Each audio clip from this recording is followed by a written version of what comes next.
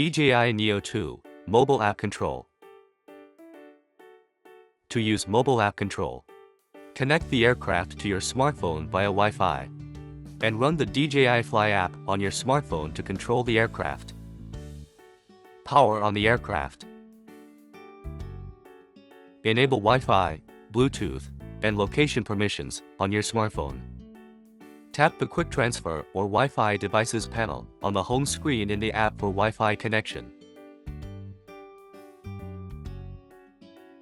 Make sure to update the firmware when prompted after connection. For iOS devices, if the mobile app has previously connected to the aircraft, a notification will pop up when the aircraft is powered on. Tap the notification to open DJI Fly and start the connection process. In the controls view, check information on the top bar. Go to Settings. Set the obstacle avoidance action to bypass or brake. Check the live view from the camera view. The current mode is displayed under the live view. Tap to expand the option list and select your desired mode.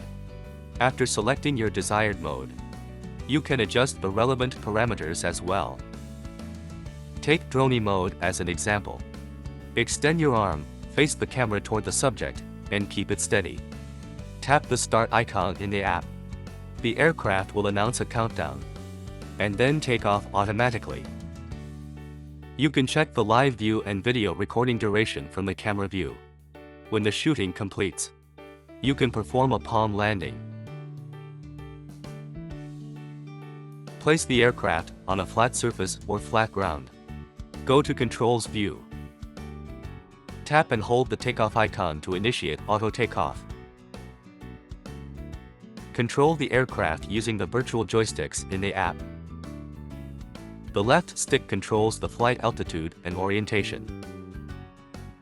The right stick controls the forward, backward, left, and right flight movements. You can either tap the functional area or slide the joystick in the center.